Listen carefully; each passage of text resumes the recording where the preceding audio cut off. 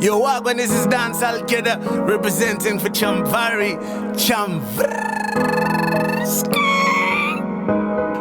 Holan Makasa, we wanna hear Chamvary Panapa. Holan Makasa, to know the center stage. I watch Chamvary. Hona, you are the queen of the radio. Satan Babakwat, Napota. Ndiwe unopisa pastiri. Wakashi karira pa POWERFM. Kana uli on the terror that will be friends them. Aunga mbovunuka. Amanga mbokugona. Holan Makasa, we wanna hear Chamvary Panapa. Holan Makasa, to know the center stage. Panapa. Holan Makasa, we wanna hear Chamvary Panapa. Holan Makasa, to know the center stage. Panapa.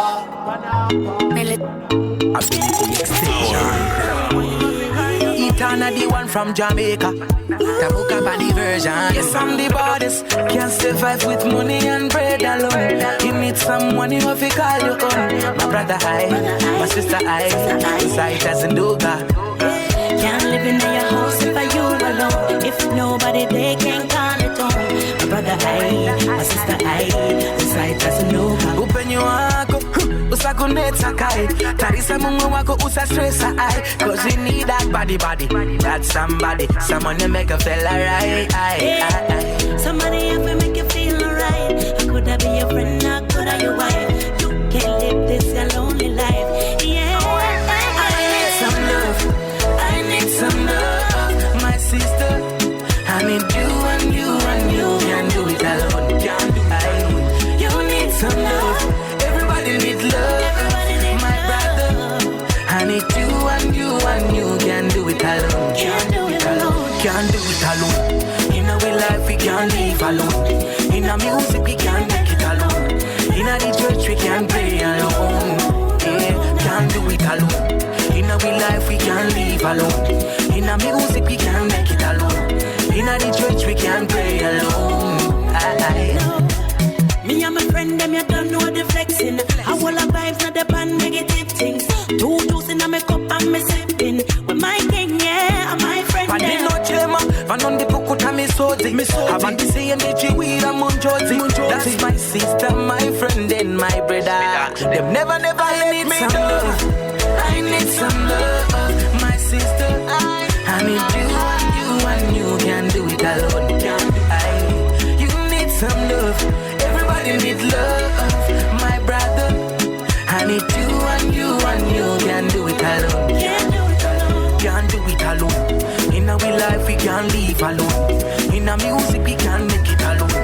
In our church we can't pray alone. Can't do it alone. In our life we can't live alone. In our music we can't make it alone. In our church we can't pray alone.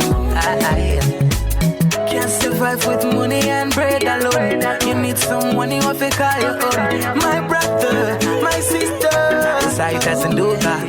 Can't survive on money and bread alone. You need someone you have to call your own. My brother I, my sister I. Sight doesn't do that. Open your heart up. Usakuneta kai Tarisa mungu wako usastressa ai. Cause we need that body that somebody. Someone to make a fella right. Somebody have to make you feel alright. Could I be your friend or could I your wife? You can't live this your lonely life. 15 minutes past 2 o'clock is our time right now, and welcome to another episode of Center Stage, which comes through every Tuesday between 2 and 3 p.m. And each week we want to get a trending personality in the studio, a popular personality. However, this week we decided to switch it up and bring in a conversation that has actually been spoken about a lot of times on social media, and a lot of personalities, public figures are coming out to call out this issue about mental health. So we decided, since Center Stage is a popular platform which a lot of people tune into each week, why don't we get somebody who knows more about mental health and is obviously a counselor who's well versed in this department to do with mental health to come into the studio, and then we sit down and talk to them and get to learn some things about this topic, this creature, this animal, however we're going to dissect it and then find out more about it on the show. So we do have Gamu Chinamasa in the studio. She's a registered systematic family counselor. I'm going to ask her later on whether registered systematic, what that means, because I saw that yesterday when we were doing the flyer, and I was like, what is this? But it's okay. I acted like I knew what I was talking about. But she's also a mental health advocate, and then she's also just going to tell us about her life before we get to understand how she ended up there. Hey Gamu. Hi Chamvary. How are you? I'm good. How are you? How does it feel to be back here after you were on radio years back? I know it feels odd because I'm on the other side, but I also enjoy being on the other side. It's a lot safer. It's a lot safer, less pressure. All right, so get in touch and get the whole family to also tune in. If you know somebody that you might suspect is, suffering from mental health issues or is going through some issues that might require them to seek some help, and maybe they're in denial, get them to tune in into the show so that we can have this conversation together. We will be opening up the phone lines during the course of the show, as well as our WhatsApp number, so that you can ask our registered systematic family counselor questions. All right, Gamu, before we ask about you, so are you registered systematic family counselor? Because we used to know that family counselor. Is there a difference, or are there levels to these things? I feel like there's not much of a difference, but I think it's putting emphasis on the fact that we can counsel different systems. So a lot of people think family counseling means just you and your family or family relationships. But when we speak of systemic, it's the systems in your life. You have different systems from church, from work. Like right now in this studio with the people you work with, that's a different system that, can affect your daily life or your mental health. So we're concerned with the different systems that affect you. All right. Oh, sorry, I switched off my microphone. All right, so let's talk about you. How did you end up working in this department? How did you end up working with mental health? So my first degree, actually, I studied psychology, but that was industrial psychology. So when I moved back home, it was just a growing interest. Obviously, I went through some personal things of mine. I struggled with clinical depression, with anxiety. And through my fight to survive, all of that, you start to grow a true understanding, a true love, especially towards the people that helped me, the psychiatrist, psychologist. At some point, I was in a wellness center. And I've even written a book, but I guess it's just things I went through personally, like life experiences that then pushed me towards saying, hey, okay, I can't be the only one struggling from this, but it's not spoken about. So what more the people that don't have a support system, how can I help and what can I do?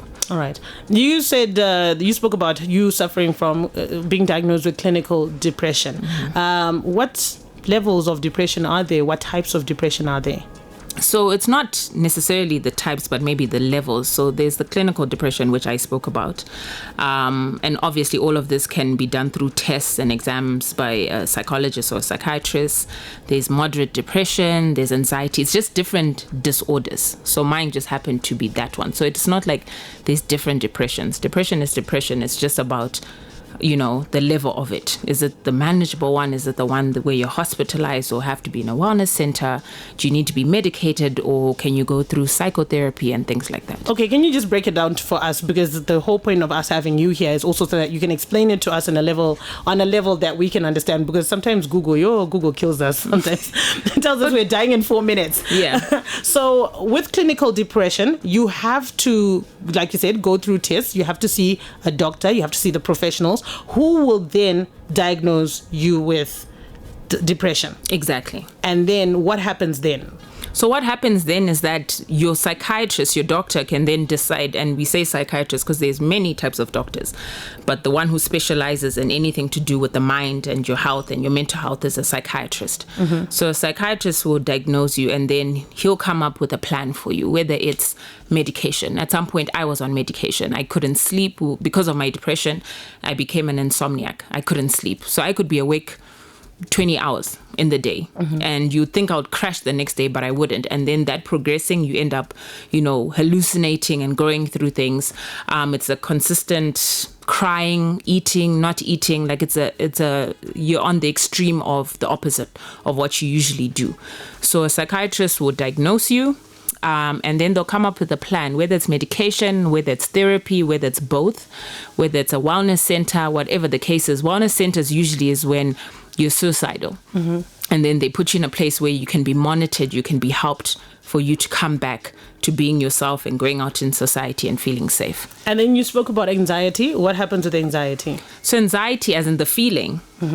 So anxiety, some people probably don't even realize that they're anxious, but anxiety when it's at its highest form, that's when you have palpitations, you can't sleep, you're thinking of the worst, you're overthinking, you can't concentrate, you can't eat, you can't do the basic things that you're usually able to do or supposed to do, and it takes you away from your daily life, and it kind of cripples you because now you're afraid to do anything. You're afraid to drive, to go to work, to just be. Anything can just set you off. You're worried about something that hasn't already happened. Exactly. That you're thinking this could happen at any given time. Exactly. That is anxiety. And so, and how is that treated, or how can that be managed? So that can be managed, again, therapy, medication, different ways of different mechanisms. Some people work out, some people do yoga, some people do different things that make them feel good. Like I've always said to people, there's no one size fits all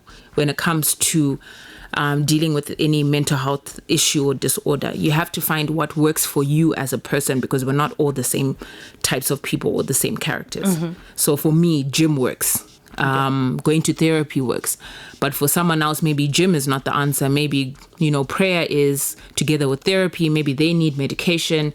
Maybe they need a wellness center, or they want to do yoga, or they like to hike, things like that. And you being a family counselor, do you still continue to go for therapy, or this is actually your form of therapy, helping other people? It's both. So it feels good to help other people, especially when you've been through certain things that your clients or patients come to you with. But then at the same time, I'm a human being. Do you know, Hakira? You know what I mean? I'm sensitive. I feel your pain when you feel it. So I always go to therapy to level myself, to balance myself, to offload. They always say, there was a saying throughout, going to school for this, that every therapist needs a therapist. Every doctor needs a doctor. It's the same thing. Because it can't be easy. Some of the cases that you encounter, some of the patients that you encounter will obviously trigger an emotion that maybe you would have dealt with back in, and you can relate. But where do you draw the line of saying that I have to be professional, I should not overindulge myself in this person's problem? As a professional person, if I feel like, no, this problem may be a bit too much for me, or I'm at a risk of not giving my all because I've been triggered, that's when you refer. So there's no shame in referring someone to another counselor and saying, okay, I think you'd be better fitted with this person. They're strongest in this area. Maybe it's grief counselling, maybe it's marriage counselling, or death, or whatever the case is. I usually refer, but I've never, I haven't gotten to that point. But if I know that it is something I would definitely not shy away from, if it ever has to come to that. So we dove. We went straight into it without actually, first of all, starting off by explaining what is mental health. Okay, so mental health has to do with your mind. It has to do with everything that you think about. Everything that goes through your thoughts, whether it's your thoughts to yourself, to God, to people you talk about. So mental health basically just has to do with the health of the mind. Like what affects it, what triggers it to become negative, what keeps it balanced to maintain the mental health wellness aspect of it. So it's all to do with your thoughts. And what causes the problems for mental health? So there's different things. For some people, it could be family bloodlines, that your mother, had this disorder and it's carried on to you. Other people, it's situations that they've gone throughout life, maybe a loss of a relationship, a death of somebody, economic issues in some, and there's situations where you're in a war zone and, being, right now, imagine being in the Russia and Ukraine, Russia scenario, and then 5 years down the line, you develop this problem. It's because of things that you went through in your past. Sometimes it's childhood. Sometimes it's just triggers that come up in life as we go on. All right. And are there cures besides counseling? Well, even with counseling, can someone be cured from mental health problems? I think so, because I was. So I feel there's mechanisms that are there and put in place that need to be maintained. The same way you wake up and you brush your teeth every day and you bath is the same way you should take care of your mental health to always stay balanced.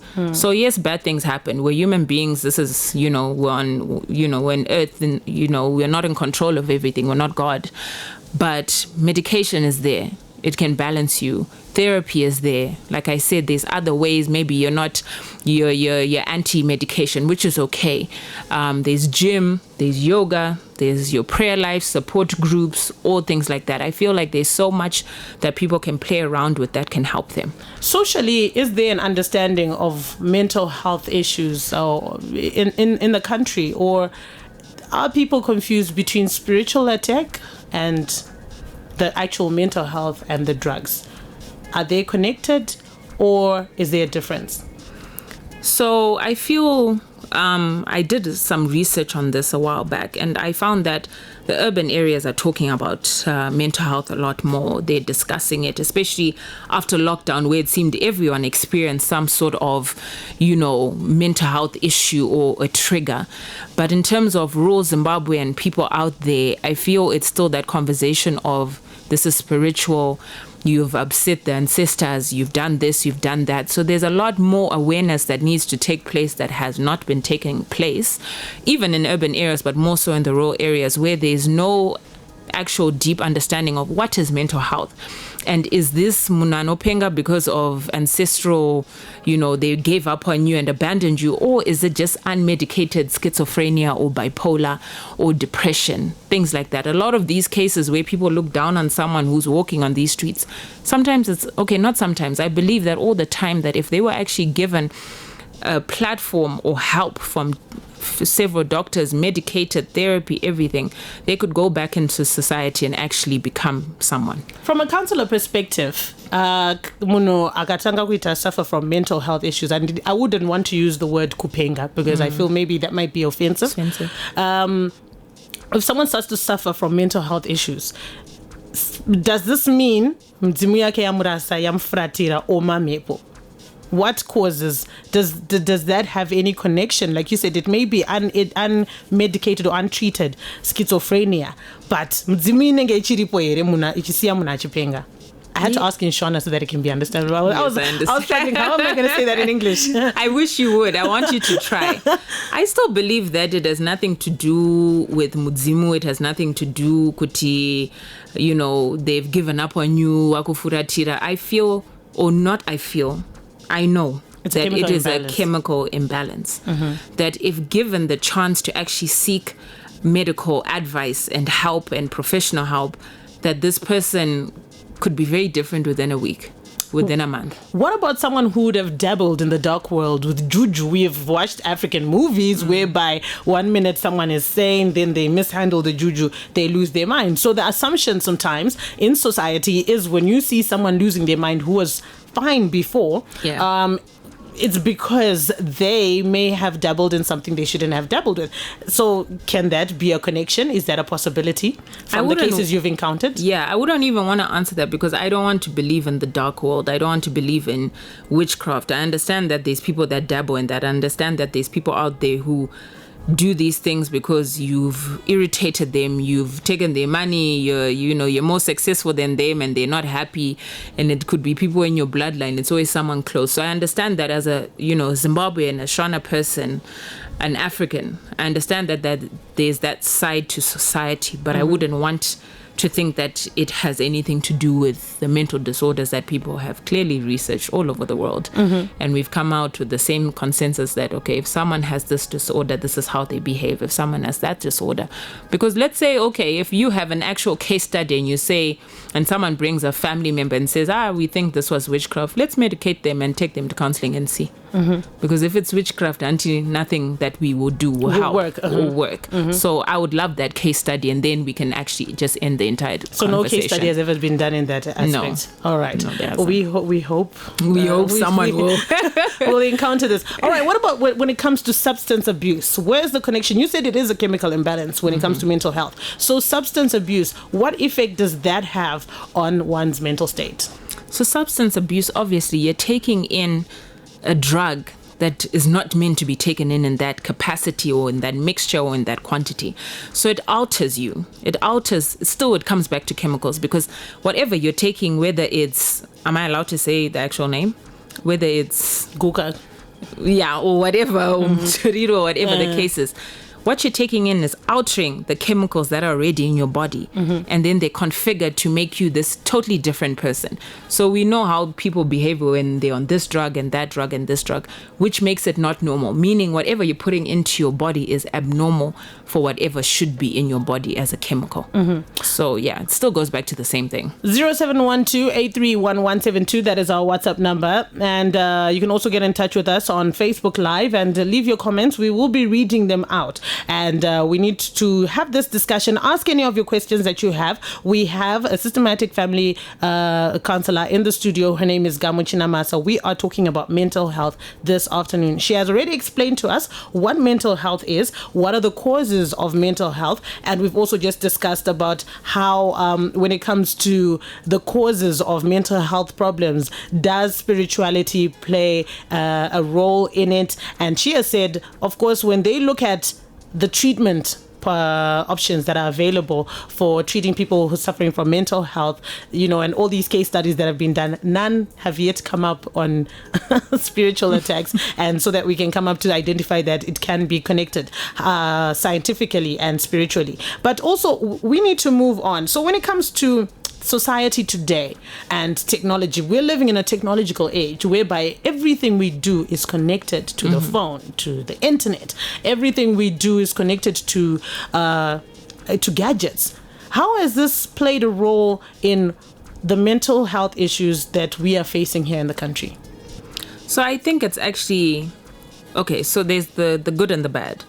The bad is that it's amplified them. We go on Instagram, we see this, life that everyone else is living and is portraying, right? Whether real or not. And we look at our lives and it's not reflecting that. And it ends up triggering our depression, our envy, our jealousy. We then try to, manipulate our present to make a better future, and in that way you start to meddle maybe in substances, you start to play with the wrong crowds, doing the wrong things, and it affects our mental health. It affects our it's insecurities and securities. The good thing about technology right now is that this is where most of the awareness is being shared.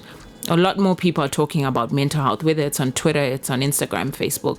A lot of celebrities are coming out and saying, you know what, I've suffered with depression or anxiety for 5-10 years. And it's creating a platform for people to comfortably speak about mental health and know where to get help. Because in some cases, people didn't even know that, listen, I'm actually depressed or I'm anxious.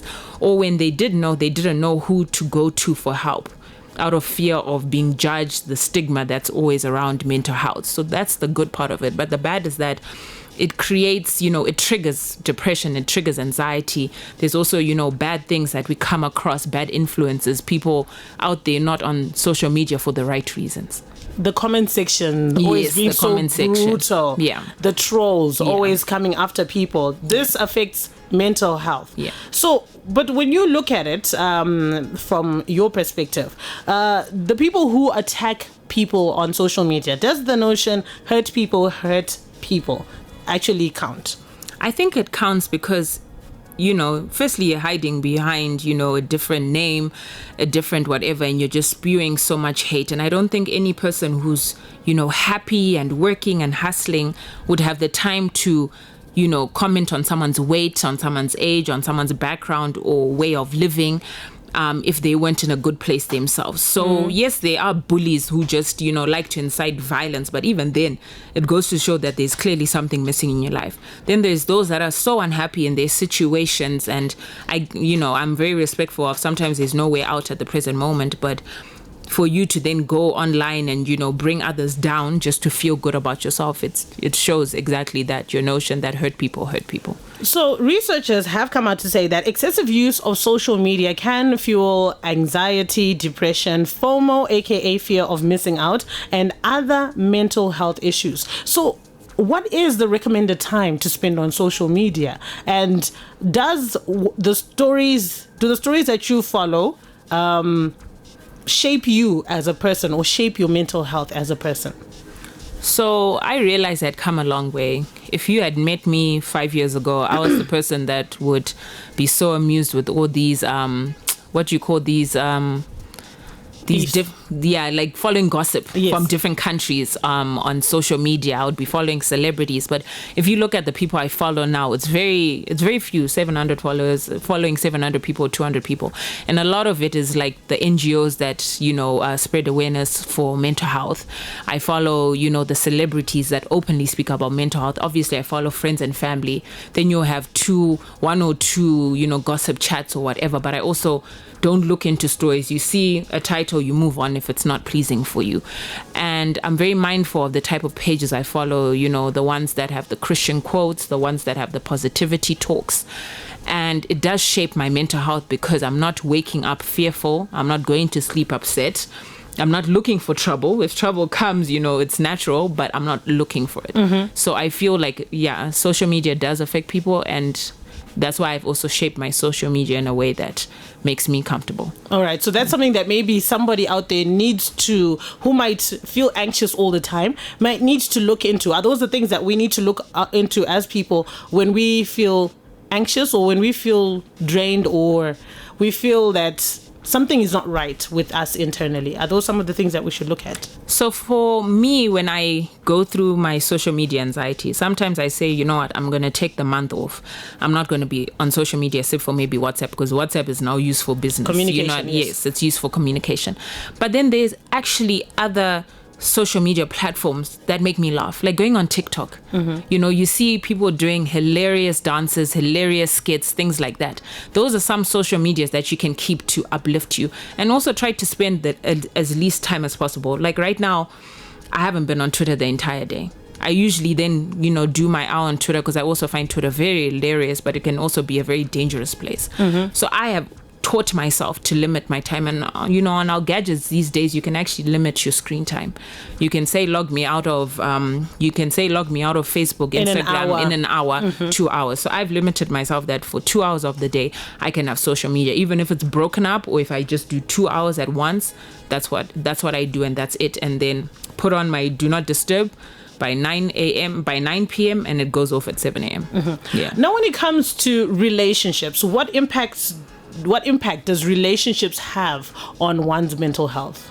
Oh, a big one. A big one. I feel like a lot of relationships, people don't realize they probably ended because your mental health wasn't where it was supposed to be. Mm-hmm. And you probably didn't realize that you struggled with A, B, C, and D. So I feel I know your mental health is a do or die when it comes to relationships, because if you don't understand each other's triggers, if you don't understand each other's past and respect them and love the person for who they are and know when they've been triggered and when they need help and are there for each other, that relationship won't work. So I've noticed a lot of the times in relationship, it's always the one who's not dealing with a mental health issue or disorder that's the most affected. Mm-hmm. And that's why I've always said that if you know you're going for therapy for depression, anxiety, bipolar, whatever the case is, so does your partner.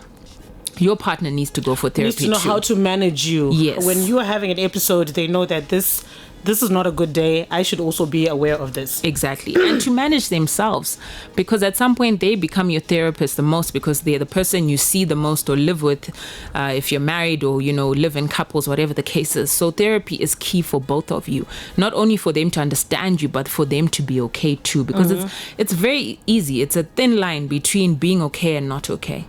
And it's very easy to be triggered always by the person you love the most, whether it's a family member or a partner. What about dealing with breakups? I think this is the one we all struggle with. Some people, when they go through breakups, some will probably play gospel music. Some people play love songs. Some cry in bed all night. Some will not know how, will act like it's okay. Mm-hmm. But at some point in time, it will hit you that it's not okay. You're not okay. How does this impact mental health?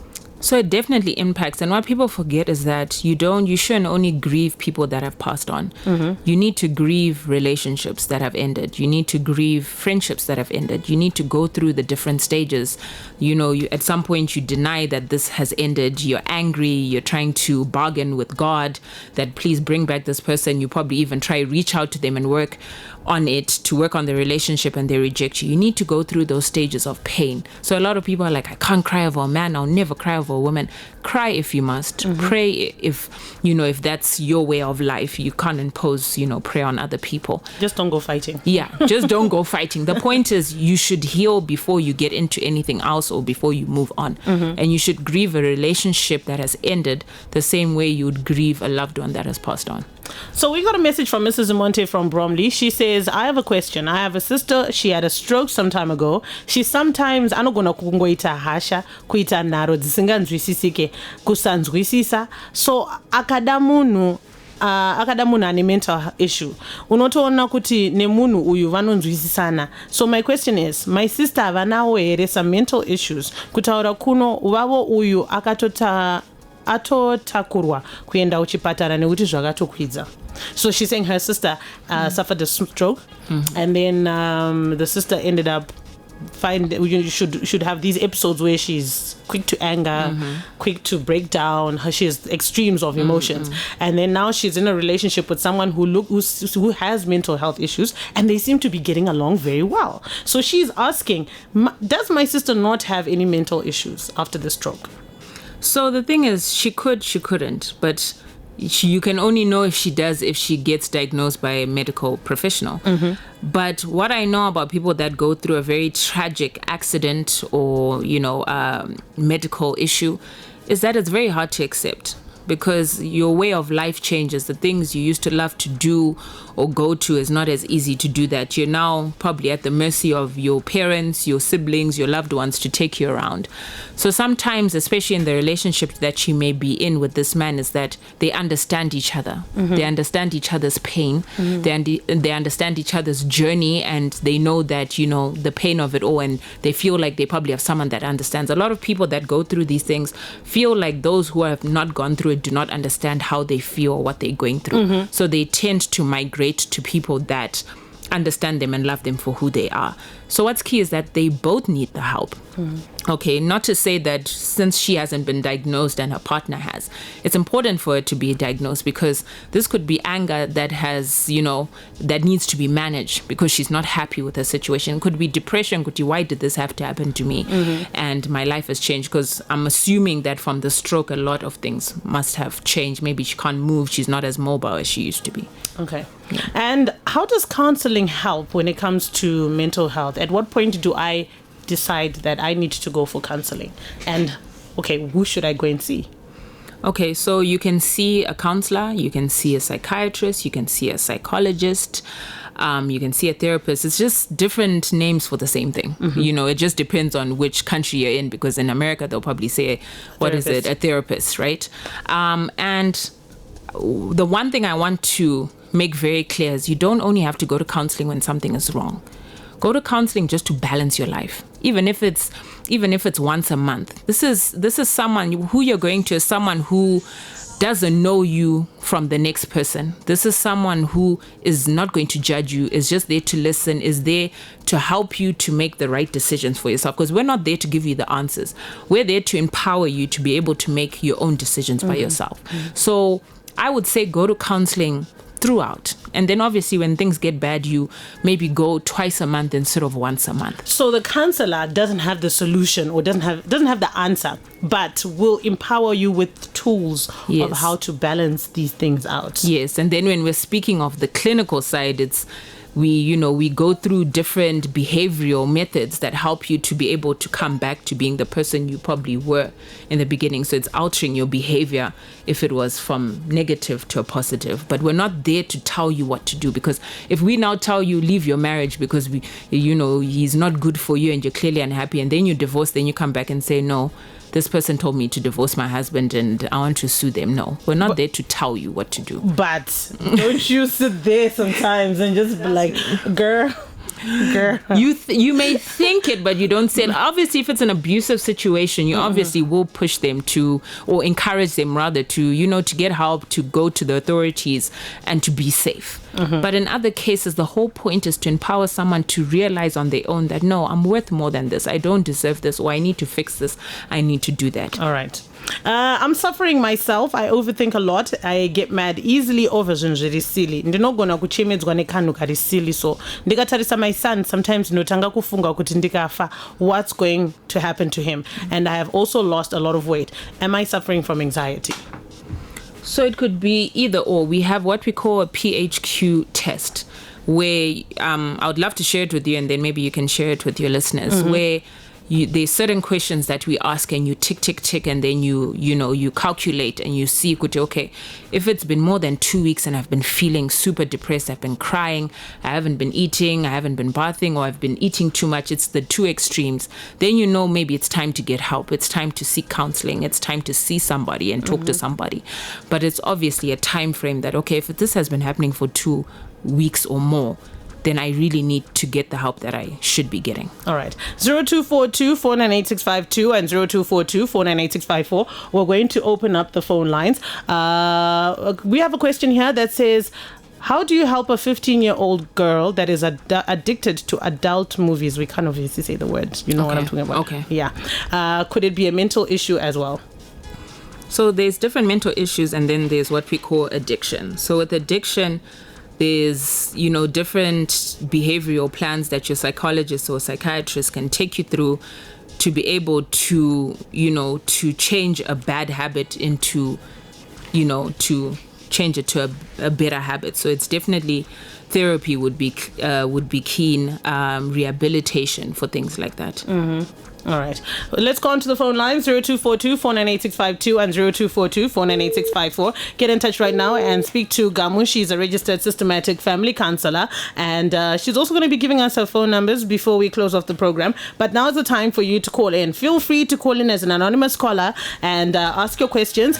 Muane Rubatsiro. Let us not just assume if somebody atanga kuita kamaka behavior kasinganzwisisike to batango manyira kuti aiwa mamepo mama chanenga asiri mamepo. So that's what we need to hear this afternoon. Good afternoon. You're live on radio. All right, we lost that caller. Please turn down the volume of your radio when you call in. And also remember, this is a family listening station. So please keep your questions and contributions clean, because we ain't trying to get into trouble. When we look at famous people, public figures, and how they handle pressure, does fame have pressure on someone's mental health? Does it affect the mental health as well? Of course it does. It affects, because this is where your insecurities are really heightened. People are now looking at how you dress, what you look like, how much you weigh, do you work out, what do you eat. There's now this obsession with your outer appearance that people don't realize that you're in.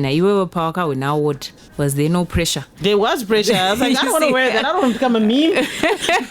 I don't want to become a meme. So those kind of pressures do definitely affect your mental health, because all the time you're always on edge of, you can't just go and buy bread looking basic. You can't just, do the normal things you probably love to do, because you're now on a magnifying glass. 0712-831-172, 498-652 and 498-654. The phone lines are open. We're going to be closing off just now. Power FM, hello.